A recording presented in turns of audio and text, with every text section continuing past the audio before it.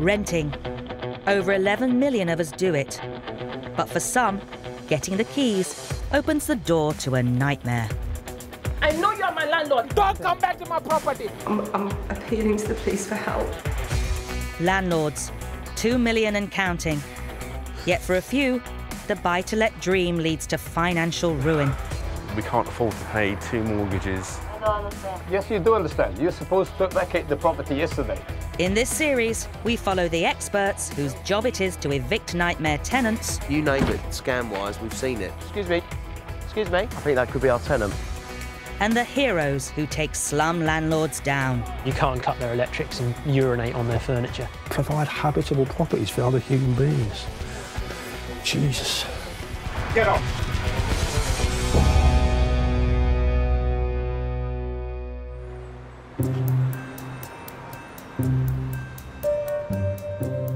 With pension shrinking, hanging on to a second property can seem like a secure way to furnish your retirement. Unless, that is, you're landed with tenants who don't pay up.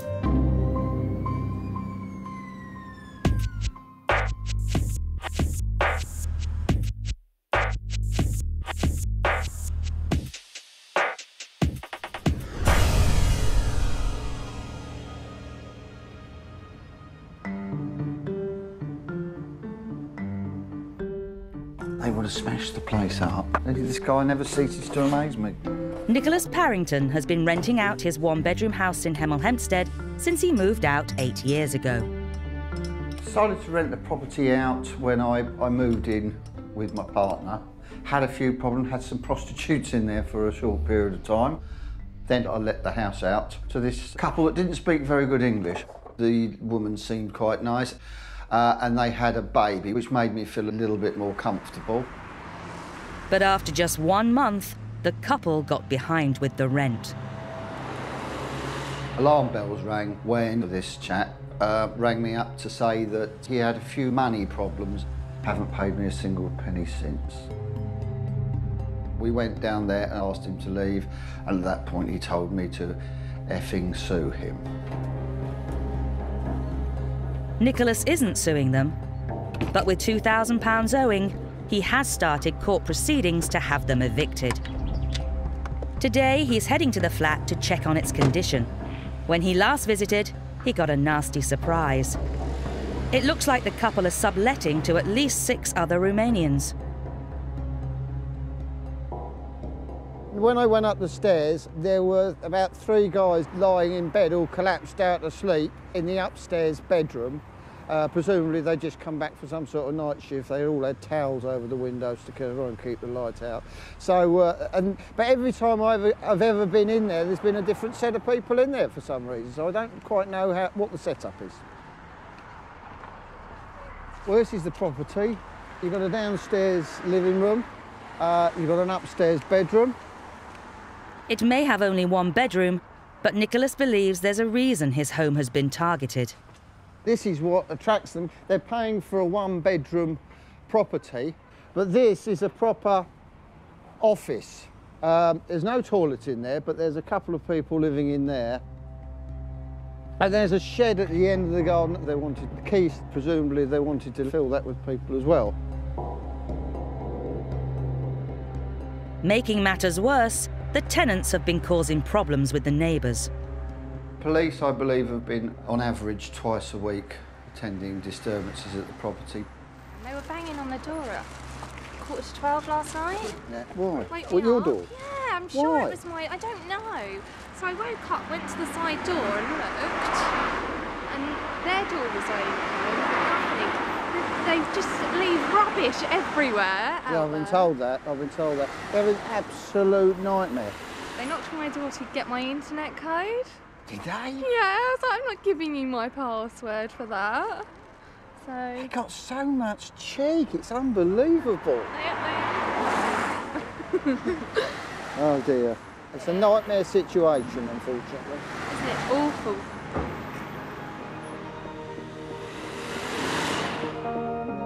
With the court case just days away, Nicholas is hoping his nightmare will soon be over.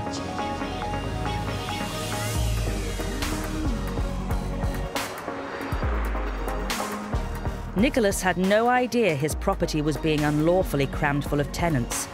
Some landlords, however, deliberately pack people in to make extra cash.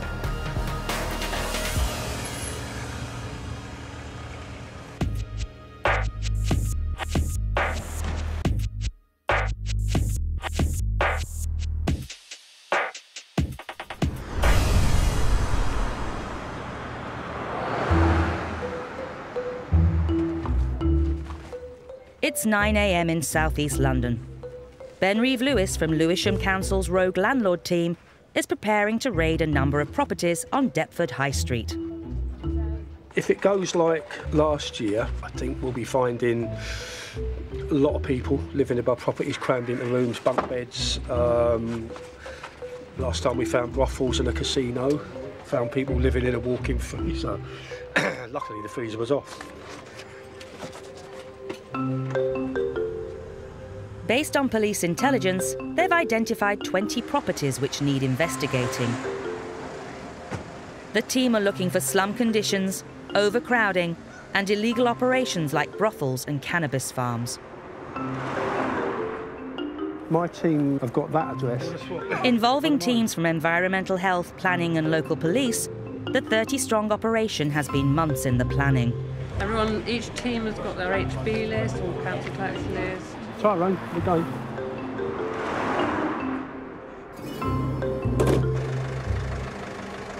That one's on the list as well. Oh, yeah. We did that one last year, and there was about 36 people living up in there. See that one? So many places above there. The police have had problems with that one. This one here. Reports suggest there may be an illegal sex dungeon in the basement. This is the one. They're all intel-led, yeah, we've got a lot of intelligence about all of them. This is the one, should be still operating, this shop, and it looks like it's just all shut up.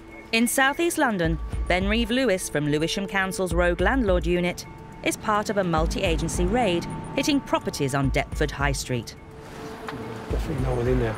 Looks like the entrance is going to be around the back. This is the one then. They've had reports there might be an illegal sex dungeon hidden in this property. Yeah, this one here. Or it could be that. What's behind there? Let's try this first. Is this part of you? This one here? Next door. Hello, mate. I've got to come in. Safety issues, environmental health. Yeah. All right. Do you live here? Yeah. Go on. Take it you ride bikes. This is not about you, but we're interested in the landlords more than anything else. Watch yourself, it's dark, and the bicycles. But instead of a sex dungeon, Ben and his team find a 3-bedroom flat with 4 tenants living there. Yeah. What's up there?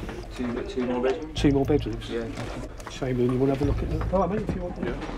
This is the address of the Chinese sex dungeon, but there's a door next door with a big metal cage over it that's all locked up. My suspicion is that's it, because we've come in here, there's no other place to go, apart from up. The door next door to this place, is that ever open, or is it always... Never seen it open. You never see people coming and going from it? No, not that door, no. It's all cleaning stuff and chopping boards and whatnot. Ben wants to inspect the 2 ironclad doors which have aroused his suspicions. You saying this one? This one I was talking about? I thought you meant that one. No, I didn't even see that one. Yeah, I've never seen anyone going. You've never seen that one open, no? This is the one we suspect. The kitchen. Oh. I've seen that. I've seen people coming and going, so I've got 2 kitchen entrances. To gain entry to the supposed dungeon, they'll need a warrant. Huh? So they move to the next property on their list. This is the one that we had the intel on. This time, they do have a warrant. This is it. Windows are open. Oh, really? Okay. Let's see what we got. The windows are open. So it looks ominous. I'm here from the London Borough Lewisham. I'm here to execute a warrant of entry. Ben singled out this property a week earlier after he spotted suspicious-looking partition walls in the window. See where they've built the walls up there to divide the rooms. It comes straight up to the glass. This could be a sign of illegal overcrowding. Someone come in? Someone come in? No. No.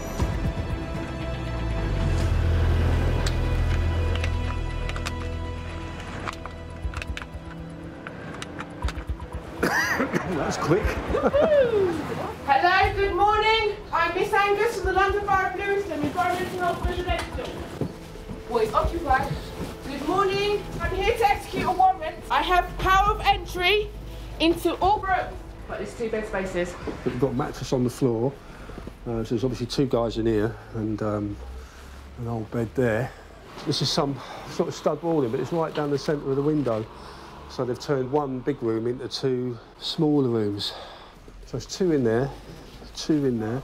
They discover this 3-bedroom flat has been carved into 5 small bedrooms with 7 single beds and 4 mattresses on the floor. We've got somebody. Ben needs to find out how many people are living here. Hello. So there's 2 of you in here? Yeah. We're not here for you. Yeah. We're about the building, all right, so you can relax. The landlord had previously stated there were just 3 people living here. I found 2, 4, 6, 8, 9 or more. They could be sleeping in shift patterns, who knows? And they do a lot of that now. As soon as you get out of that bed, someone gets in. And depending on how many hours a day you work or how many hours a day you need to sleep will determine how much you pay. It's unfortunate. You pay rent money? How much you pay? £50 maybe. £50? Yeah. Monthly? Are you decent? Why is it only £50? I know it's a small room, but £50 a month? Cheap. Cheap rent? How much rent? 110. 110? Is that a month? Yeah. OK. Ben has his suspicions about what's really going on. In these cases, often it's they're actually working for the landlord, and that's what they're trying to... And so they get the cheap rent or no rent in return for the work. And that's how they survive.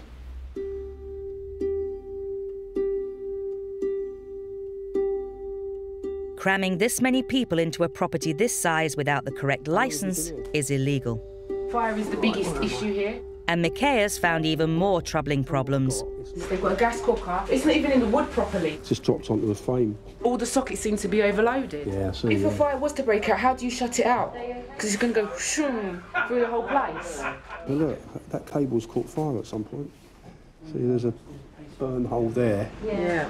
Tell your landlord he's going to be hearing from me. I've got his contact details. Yeah? It's not you. It's the unsafe conditions you're living in.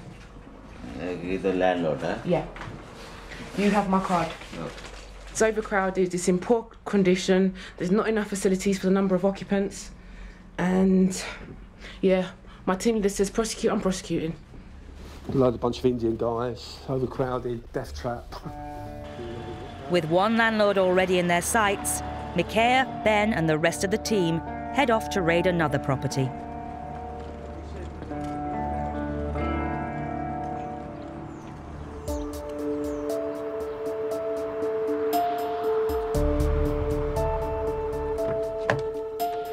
Nicholas Parrington is battling to get his home back from a Romanian couple who not only owe him almost £3,000 in unpaid rent, but seem to be subletting the property to at least 6 other fellow migrants.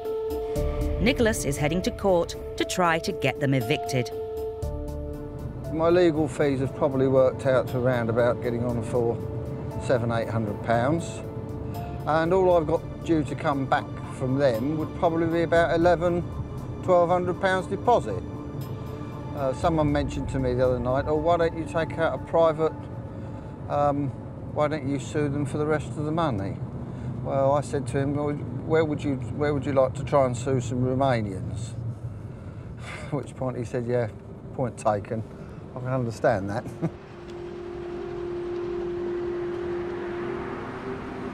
Nicholas doesn't expect his tenants to turn up to court, but he gets a nasty surprise.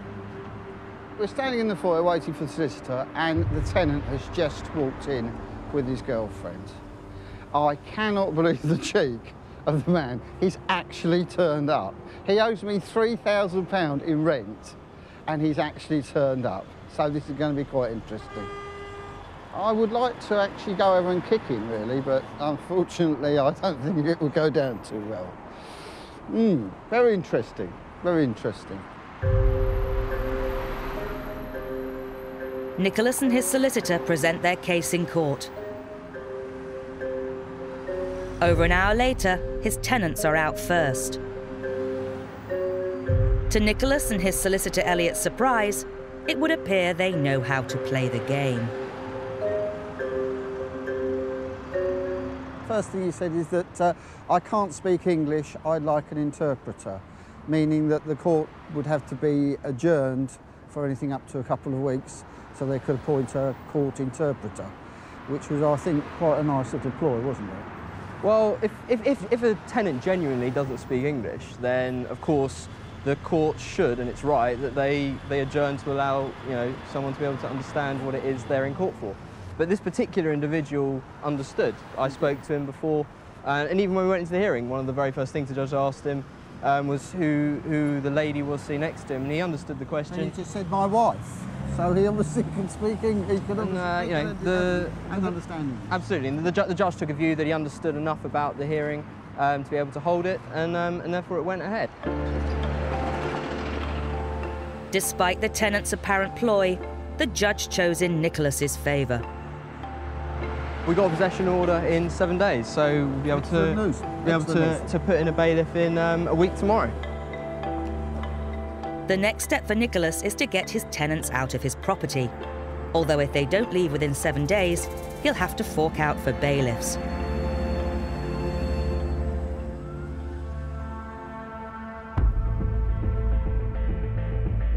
As private rents soar, squatting is also on the rise. Some squatters are genuinely driven by their beliefs and respect the buildings they squat in, but others think nothing of cynically trashing the property.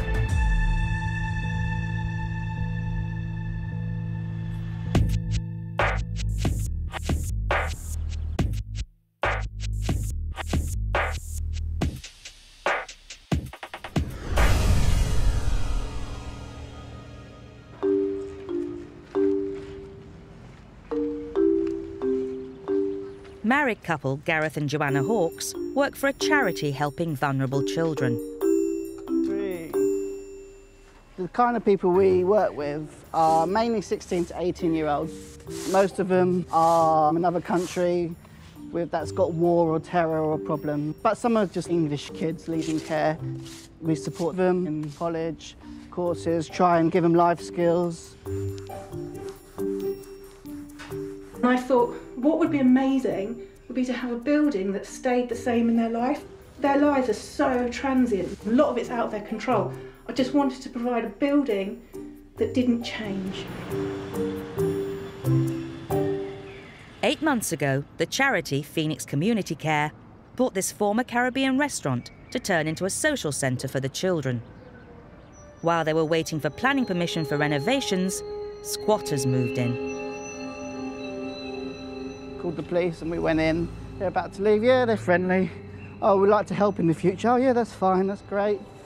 And then 3 days later, they said, no, you spoke to the wrong people. We're not that friendly. When it became clear that the squatters were not about to budge, Joanna turned up at the house to retrieve some things belonging to her daughter. And I said, can I have my 8-year-old daughter's bookshelf back? And he's got hold of the door and he went, I hate your charity and you're a bitch. And she just shut the door in my face. So then a lady opened the door. I was crying by this point and she just went, boo-hoo, are you crying? Boo-hoo, do you want your bookcase back? They were rude to my wife. They swore. I won't go into it. But that sort of like turned my sort of guilt to, I just want them out really. With the police unable to remove squatters from commercial properties, Joanna and Gareth turned to eviction specialist Chris Sharp. See that car's coming out of? Yeah. I think it's just beyond there. He's heading to the property to serve the squatters with a notice, telling them that the court hearing is in just 5 days' time. 4 or 5 will do, won't it? We'll do it to the front. Here as well. Take a photograph of that, Duke. Letterbox has been jammed on the back. There's a door here, so we'll put one on this one. We don't know if it's being used, but better safe than sorry. Just as Chris is about to leave, there's a sign of life. There you go. Hello, hello, hello. We've just got some documents to serve upon you for a court hearing next Wednesday. Do you want to come out? We've been asked by the charity who owns the property to serve papers on you in relation to possession actions. Papers. There you go. Can I give you those? What's your name, mate? Well, I'm not behind camera, bro. Okay. He doesn't want to go on camera, so we'll just serve the documents in any event. Next week, when we're before the judge may well ask, was anybody in there when you went round there? At least we can say at the date of service there were people in there.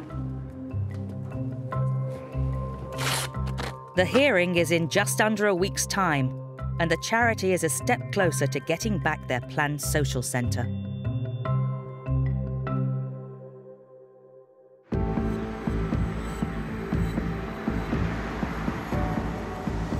In North London, it is the day of the court hearing when charity Phoenix Community Care will try to get their property back from squatters.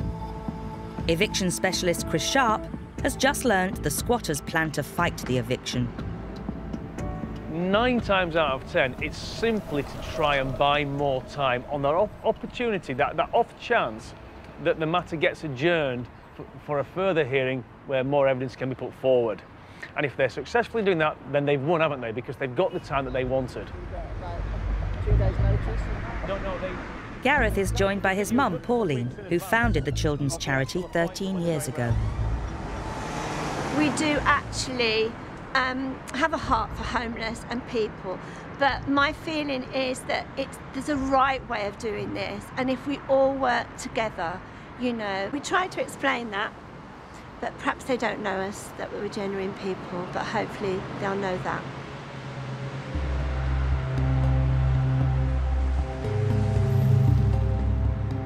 The court case lasts just 10 minutes. We got there, didn't we? Yeah, And we got the order. You were brilliant. Thank you so much. And it goes the charity's way. So, guys. Thank you so much. Pleasure. He was a no-nonsense judge, wasn't he? Absolutely. And he just said they were trying some tactics, but he just went, no, you've got to get out. That was basically it. And you were brilliant. Thank you so much. Oh, that's very kind, Pauline. It was so worthwhile. Thank you. So much. Stay Pleasure. in touch. Pleasure. Well done. Great Thank you. service. Cheers, Gareth. Thank you. Bye-bye now. Bye. Thanks.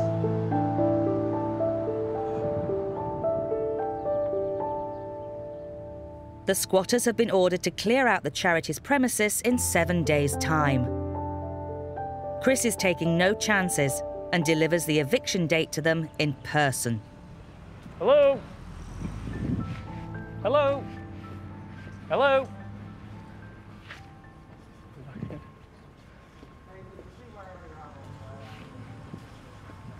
Hello there, mate.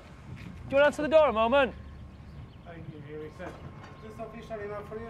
Yeah, do you want the order? Yeah. Can you just leave it out of the door, please? Well, I can hand it to you. It's all right. It'll blow away. I'll literally hand it to you and we'll go. Okay.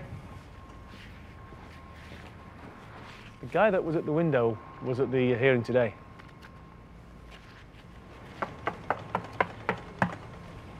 I don't think they're going to answer the door. I don't think there's any point leaving it here because he did ask me to leave it, but let's see if it'll go under. Served. We can just go away now and wait and see what they do. Hopefully they'll leave, and if they don't leave, we'll simply have to wait for the bailiffs.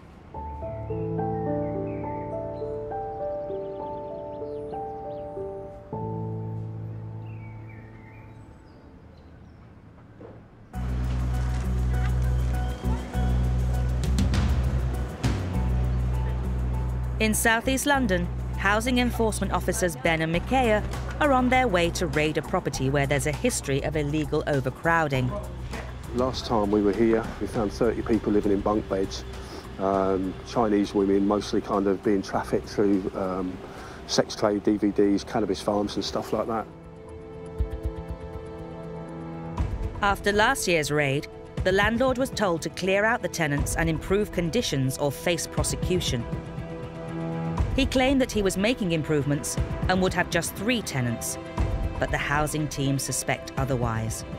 Entrance is round the back, it's above a shop. They can't go out the front. So, yeah, we've got to have 30 people living in a three-bedroom flat. So we have to get in, calm everyone down a bit. Let's see what we got.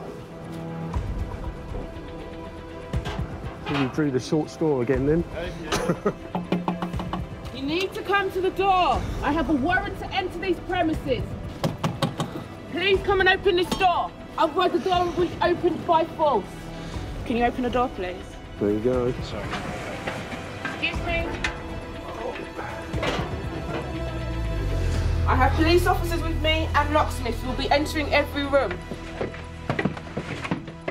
Hello, darling. Anyone here speak English at all? 4 of you. Woke you all up, didn't we? Is there anyone upstairs? Come and have a look. We've got 4 women in bunk beds in that one room there.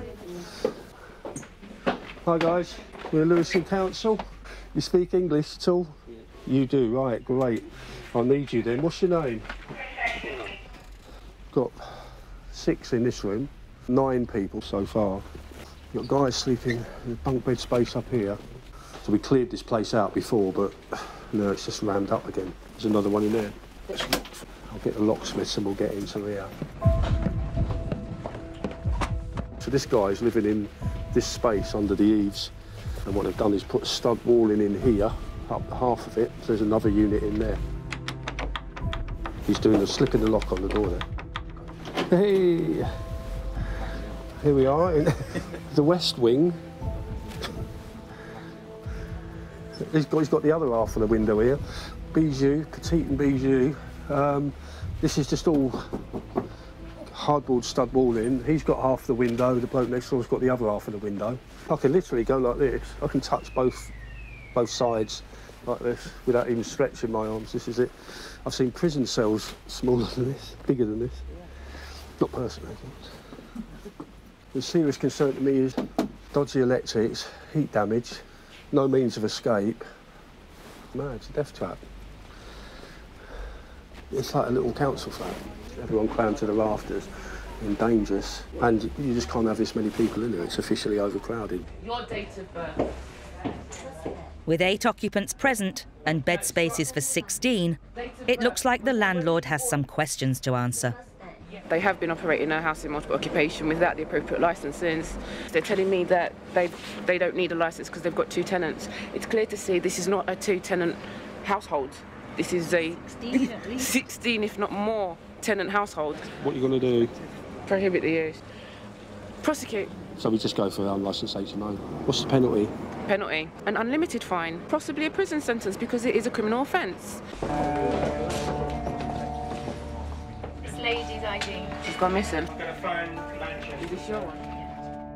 But it's not just the landlord who's in serious hot water. Some of the tenants' immigration statuses also look questionable. Thank you. It's got liable to detention written on it. What's your name? No. What's your name? No ID? No. There's 2 people in there got no paperwork at all. So just call in the immigration people. The likelihood is they're going to get arrested and taken away. Okay, I haven't got any reference numbers for surnames. First name. This was a female trained. Because she needs to She hasn't got a passport. She hasn't got any ID. She's got nothing. She's got another absconder, and then his female friend who's got no passport. Nothing. That's 4. Illegal. Okay. We've got 4 possibles that need to come in, maybe. They've just checked that there's an officer to deal with them at custody. 3 of them are absconders already. I mean, if we don't take them now, then they'll abscond, but it's down to the Home Office and immigration. At least 4 of the tenants have dubious immigration status, so the officer makes a call to the local immigration office. You got some good news? Oh. No one to deal. Okay. No resources today. No, it's all right. Cheers, Tim. Their boss says they haven't got anyone to deal. But, you know, we've done our bit. We may well move on, but, yeah. I'd like to say not a waste of time, but that's, you know, hey-ho. They've come to notice, so we know where they are for now. 22.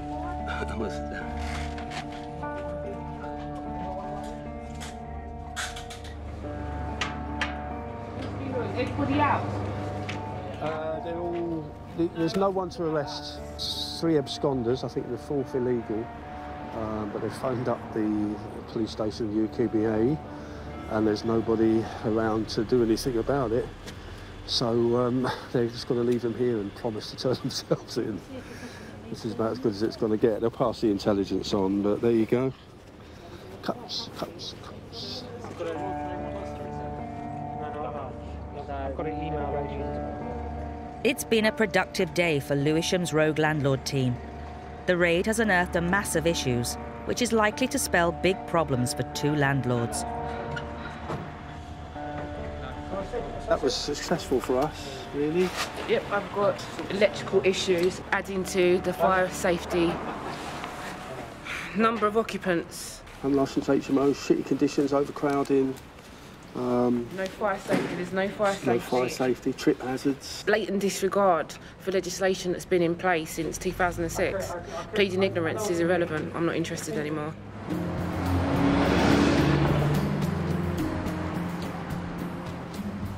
In North London, today's the day squatters are due to be evicted from the children's charities premises. Chris Sharp, with 16 years of experience in housing law, knows that evicting squatters can be the worst. I'd like to get there and find the property empty. Some people can be quite violent and hostile towards you. I've had cases before where they've taken the lead, they've taken the copper. You go into properties and there's literally water just gushing out of the walls where pipes used to be. Now that is what we are all hoping does not happen.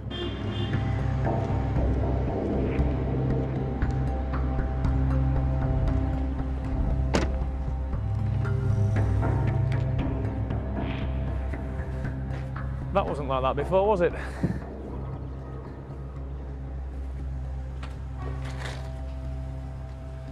Hello? Hello? It's a right old state, and the smell is overwhelming. Lovely. I hope that's not a taste of things to come inside.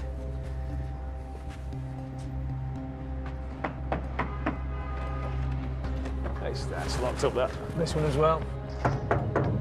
No signs of life. Electrical ducting pipes are dumped outside, but the valuable copper wiring is missing. I just really hope that it's not like that throughout the copper and the lead's been taken, because if it is, then it's going to be chaos in there.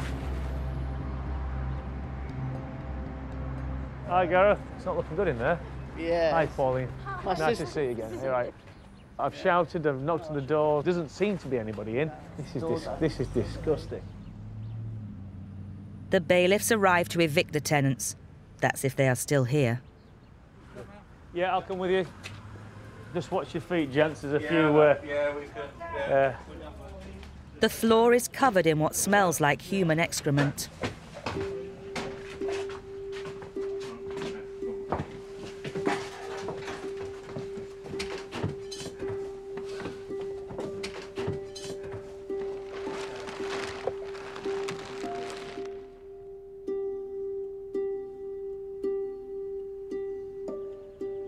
The good news is the squatters have gone, and the bailiffs can hand over possession to the charity. The property's now yours officially, okay? Pauline, it's now yours again. Okay. But they appear to have willfully wrecked the property. Yeah, be careful, there's something on the floor down there.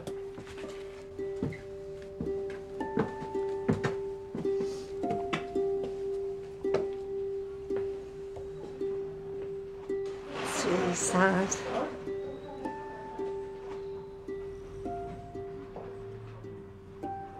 It was really cared for in as much as we could. We used to be in here and it was really, they spent hours cleaning, painting, making it good. Yeah. It's just trashed.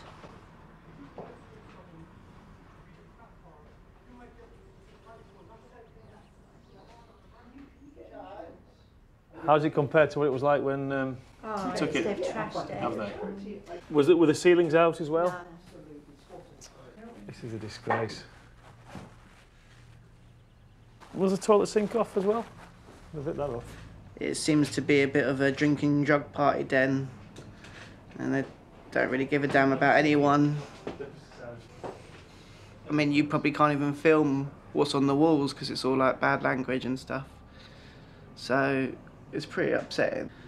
There's a lot of costs that have been wasted now. Yeah.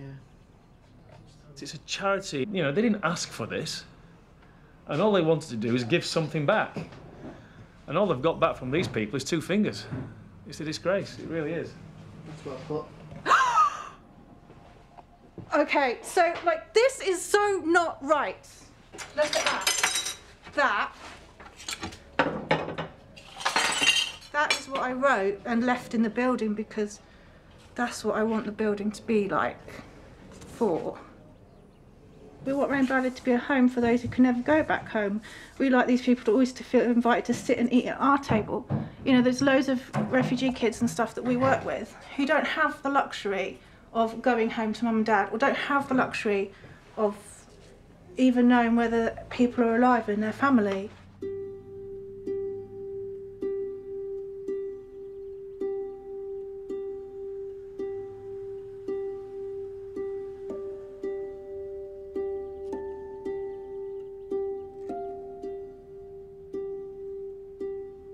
We're going to board it up by our locksmiths here, and when we're calm, we've got over the emotion, sit down and make a plan. Over 18 months we have vision of doing the building up, 3 floors, which we've got planning permission, thank you Haringey. But we won't do anything in haste, we'll be wise, because we've just got to move forward. But we will do it.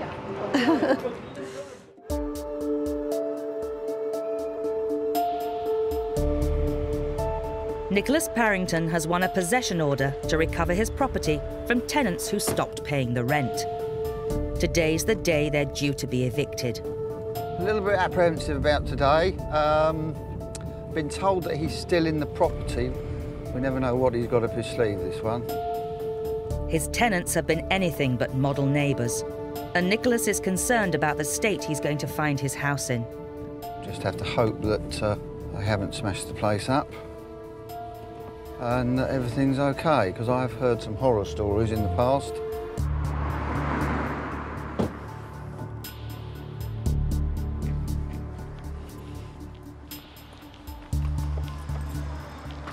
Still got a bed in there.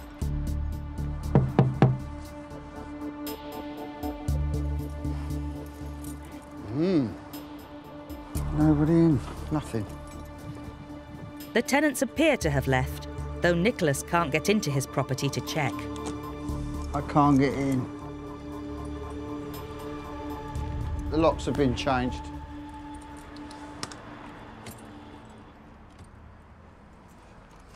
God almighty, nightmare, isn't it? No. Desperate to check on the property, Right. he takes his life into his own hands.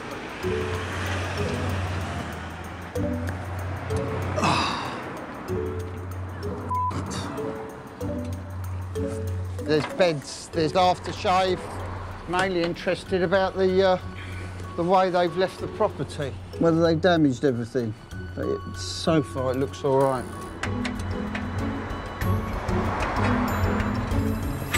The bailiff turns up. Matt, bailiff, nice to meet Pleased to meet you. How you doing? Somehow or other, my keys don't work anymore. No one ever uses the front door. Okay. So it's just the back door. So I think we'll have to let the locksmith... I had a look through the letterbox. There's nothing in the front room. Okay, I'm just going to have a knock on the front door. Yeah, OK. It appears the tenants have left and locked Nicholas out as a parting gesture. Hello? But a phone call from the police suggests there may be even more serious reasons for their sharp exit. Oh, right. Is he in custody or...? Right. OK. Thank you, bye-bye. Well, it appears our tenant has been arrested. Don't know what for. Obviously, the police won't tell me. Don't think so. These are generally unsavoury sort of bloke, really, isn't he? Who was that that called you? Was it the police? That was the police. They're on their way. They'll be here in 10 minutes. Oh, right, okay. So they obviously want to have a quick look inside, see if there's any evidence or anything like that. So. Obviously, in that case, when we go inside, don't touch anything. No. In fact, if you don't mind until the police show up, if you allow me entry just to make sure the place is safe. Not only is Nicholas locked out of his house, it's now potentially a crime scene. Oh, here he is, Mr. Locksmith. The locksmith arrives, but he has more bad news for Nicholas. Try this one. It might be some time, mate, because it's like a British standard cylinder on and they're made. Not to get in? Not to get in, exactly, yeah. Okay, I'll crack one and get it sorted. Wouldn't be a cheap lock, would it? The locksmith is using every bit of kit in his toolbox and every trick up his sleeve. Don't want you getting back in your house, does he? Oh, doesn't he? What was he done? Try security locks on your doors and whatever. Has he? He's a bastard, this bloke. Yeah, everything all right. Just waiting to get in the bloody place to see if there's any damage been done, that's all. Have you spoken to the neighbours at all? They've rang me on an occasion and asked me when.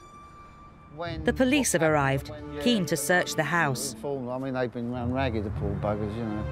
But they'll need to get in first. Can't we dynamite it? It's causing a bit of a stir in the neighbourhood. They've changed the locks and they put very, very good ones on them. Obviously didn't want people to come in. They might have to break the glass, but we're going to have to ring. We're in.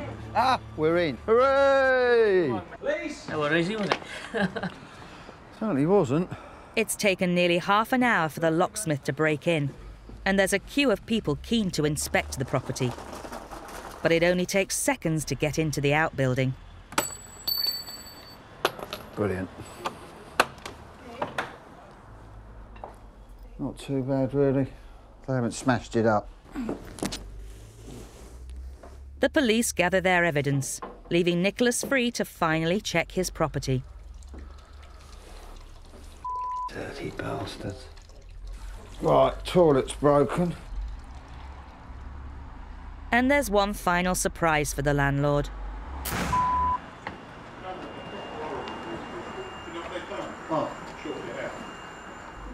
It was wired like that, tight together.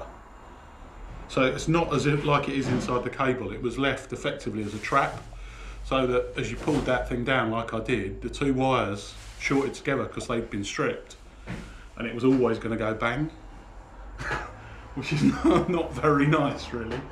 It's like a booby trap almost. After 5 months of stress and worry, a booby-trapped house that might also be a crime scene, endless complaints from his long-suffering neighbours, and losing over £4 worth of rent, Nicholas Parrington's nightmare is finally over. Good result today. I'm quite happy. No major damage done. Hey. It's nice being a landlord when you've got a good tenant.